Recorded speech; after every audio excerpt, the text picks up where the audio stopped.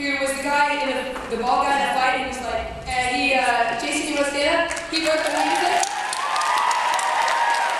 And Sandeep's cousin Malik, who did the drum patterns, Tom Williams, who did the stunt choreography, Greg Rodowitz, who did the production design. He literally built all that on a video music budget. It's amazing. The elephant. Okay.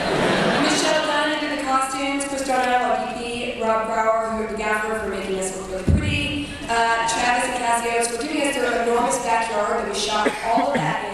Chantal Robson for choreography. David Calderon for letting us use the speakers, because we literally were like, oh, we need speakers, so we need volunteers. So follow our Twitter, you can get this stuff for free too. And all of our volunteers who came around and held umbrellas over us and loved huge flats around. You guys are amazing. We could never have done this without the people who showed up to help. They loved that elephant, you guys. Yeah. So thank you very much. Let's give it a round of applause.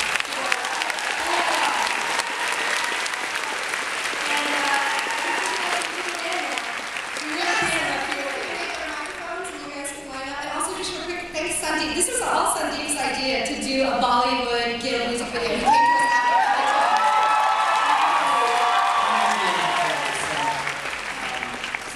What can I do to show my Indianness off? You're always doing that. I mean, Slumdog went, so like, we do some cool stuff. Oh, you're winning Oscar. I also want to thank Daniel Scruggs, who did all the VFX for that video too. Oh, yeah, for sure. And the final Awesome. Let's hit it. Q&A. Hello. This is a question for Felicia. I was wondering that amazing Bollywood number. How many takes did it take? How long were rehearsals? Yeah, there was a lot of dancing rehearsals. Sandeep and I are not 80, so we can't pick up everything on a dime. Baby's fantastic. But it took like a whole week of rehearsal and months of preparation to be able to figure out how we could possibly do this on a video budget. And it was a lot of people just pulling together.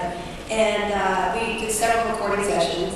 So, and Jeff learned Hindi for his part. So. Those 2 lines. I've done 3 different languages in 4 seasons. Good story.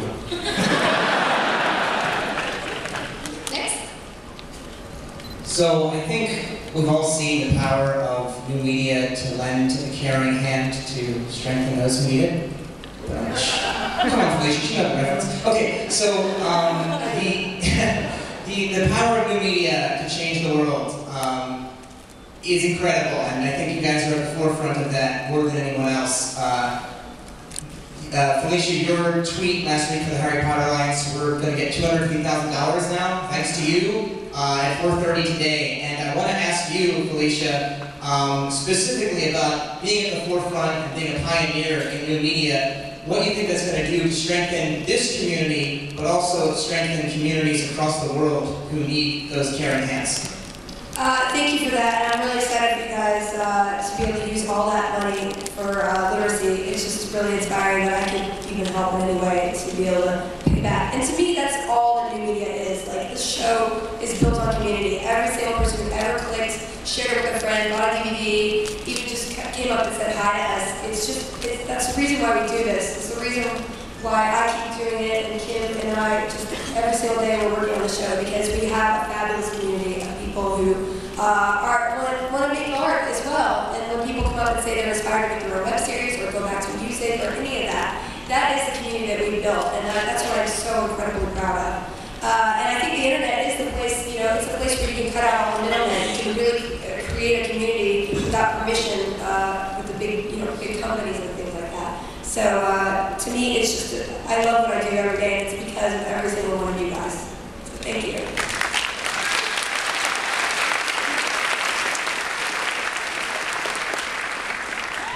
This day, now that you've met Marion Call, is there any chance of the two of you doing some music together? Concert albums? I don't know, it didn't occur to me, but it's a good pitch.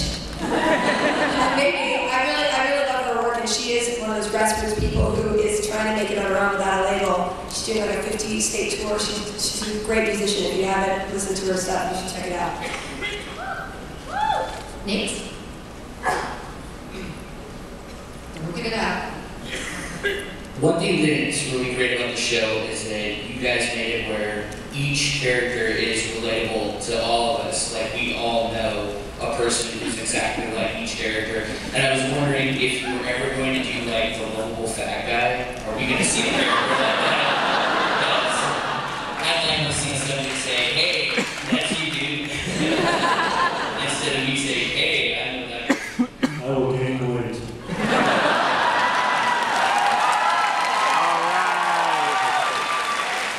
I just want to apologize to everyone who knows someone who's like Fox. Sorry, guys. Yeah, that must suck. Put it in a hot way.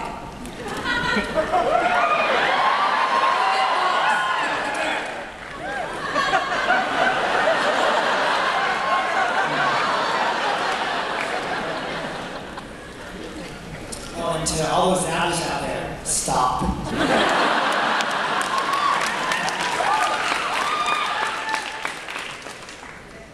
Hi everybody. I just want to say on behalf of my friends and I, can we all play WoW? Thank you, because we feel a little bit cooler from playing WoW. Also, I have a question. I'm assuming some of you guys played Warcraft before, so I'm wondering if you based the characters in the series on the characters you played in WoW. So we go down the line and talk about his characters. Yeah. Anybody have a WoW character? Yeah, I think Jeff plays and Vince plays. It was already set up for me when I jumped in. Yeah. Isn't it? Yeah, that's right. We made a character for you. But I think actually it's worked sort of in the reverse. Because, for example, I've never heard a little bit of WoW until I shot season 1 of the deal. And then I decided to play after much convincing. But it was fun. It was a great time. But I made my character, who is called Blaze, after me and the character on the show. He looks exactly like me. It's crazy. And that's the end of that. I don't think the characters were based on anybody I never knew when I wrote them, but I just had types. So I don't know. That's why it was fun to do last season to create all those other whole new guild. But I'll keep it in mind. This is a technical question. I'm not sure if you've ever seen a shot of the 7D, but how does that change the workflow of the set? Actually, we shot this season, seasons 2 and 3 were shot in Panasonic DDX lens package, and then we decided to upgrade this season to the Canon 5D. And as far as workflow goes, I mean, so far it's been about the same, because we shoot our audio separately, or we record our audio separately, so it's just a matter of importing it, converting it to an editable format, and then syncing up the audio. So, I mean, so far it's been basically the same workflow.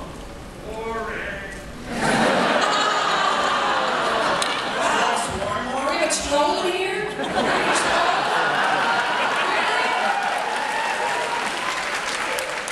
Get in. Why do you need a fox?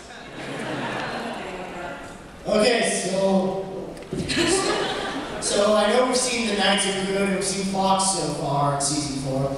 Is there a possibility we're going to see any other returning characters from the previous seasons in season 4? Bernie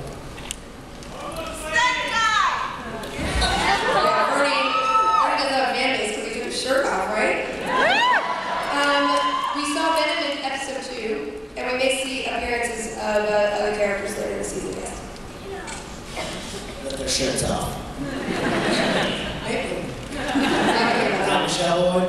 And I don't mean to, like, yes, I don't mean to, write, I feel bad that maybe people are turning on Fox this season, but... People are turning on, they're supposed to. Oh, he's the bad guy. Right, everybody loves Codex.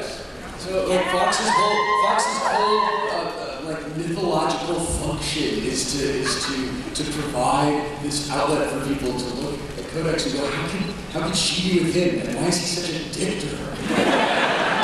And believe me, as an actor, to create like justifications, so like the villain is the hero of his own story, and to create justifications to be that guy and to sort of treat you that way, it is an acting challenge.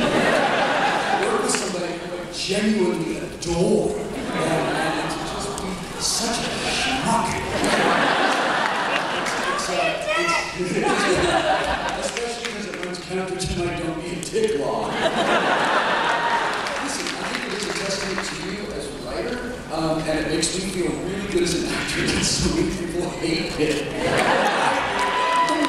Well, I just want to establish, thank you for your very nice words. I just want to establish that working with Will is awesome, and I guess I could say that we're probably going to be working together on something else. So, Will just announced that he's going to be on Eureka, and I can announce now that I'm going to be doing a guest recurring part on Eureka for the last episode. And there might be a little love triangle situation going on with Will and another character.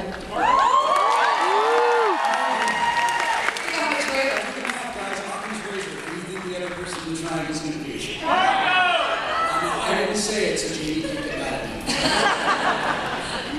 Cool. I'm going to ask a question of Amy really quickly because we haven't addressed the girls yet. So, Amy, this is Amy's first acting role she ever got, and then a couple of years have elapsed now.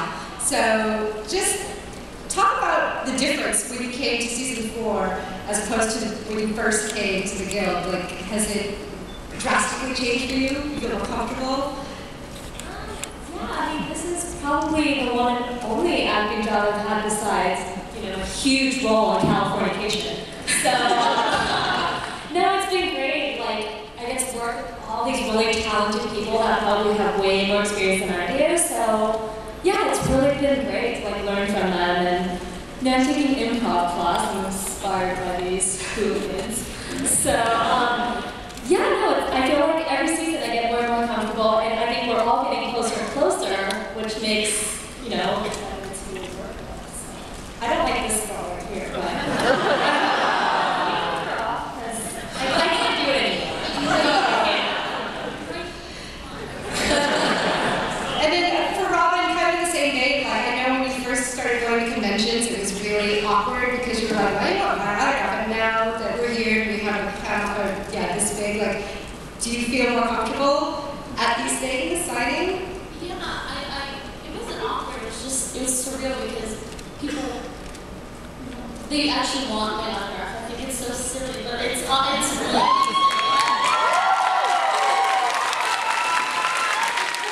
Everybody's favorite character. This whole time at the convention, everybody's like, you're my favorite character, like you.